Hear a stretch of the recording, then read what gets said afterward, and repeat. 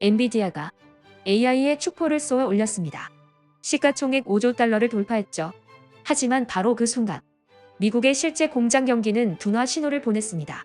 지금 시장은 완전히 다른 두 개의 이야기를 하고 있습니다. 안녕하십니까? 11월 4일 출근길 5분 경제입니다. 오늘 우리가 주목해야 할 현상 바로 기술주 초강세와 실물 경제 침체 우려 이 둘 사이의 극심한 탈동 조합, 즉 디커플링입니다. 마치 AI라는 거대한 엔진 하나가 식어가는 글로벌 경기를 억지로 끌고 가는 모습입니다. 먼저 시장의 뜨거운 축 AI 열풍부터 살펴보겠습니다. 지난밤 미국 증시는 혼조세였습니다. 하지만 기술주 중심의 나스닥은 AI 기대감으로 강세를 보였죠. 그 중심엔 반도체 대장주 엔비디아가 있습니다. AI 칩 수요가 폭발하면서 엔비디아는 인류 역사상 최초로 시가총액 5조 달러를 돌파했습니다. 물론 최근 실적을 보며 아마존이나 알파벳은 선방했습니다. 하지만 애플이나 마이크로소프트는 일부 우려로 다소 주춤했죠. 하지만 정말 중요한 것은 이겁니다. 이 모든 빅테크 기업들이 AI 투자를 멈추지 않고 있다는 사실입니다. 그리고 시장은 바로 이 AI 낙관론 하나만을 바라보고 있습니다. 하지만 이 화려한 불빛 뒤편의 그림자는 매우 짙어지고 있습니다. 미국의 8월 선행 경제지수 레이가 마이너스 0.5%를 기록했습니다. 다시 하락세로 돌아선 겁니다. 이 지표는 3개월에서 6개월 뒤의 경기를 예측하는 미래 예보와 같습니다.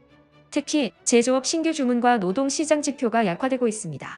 이것은 캐터필러 같은 중장비 기업이나 핵심 제조업체들의 실제 일감이 줄어들고 있다는 뜻입니다. 이런 둔화 신호는 미국뿐만이 아닙니다. 유럽과 아시아, 특히 중국의 10월 제조업 PMI 지표도 일제히 부진하게 나왔습니다.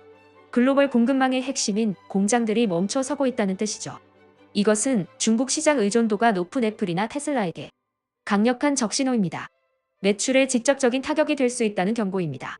자, 그렇다면 이 탈동 조화 속에서 그래서 우리 직장인은 어떻게 해야 할까요? 오늘의 결론입니다. AI의 꿈과 실물 경제의 현실, 그 사이의 줄다리기가 본격적으로 시작됐습니다. 시장은 현재 엔비디아로 대표되는 AI 혁명이 이 모든 경기 둔화를 압도할 것이라는 강한 믿음에 베팅하고 있습니다.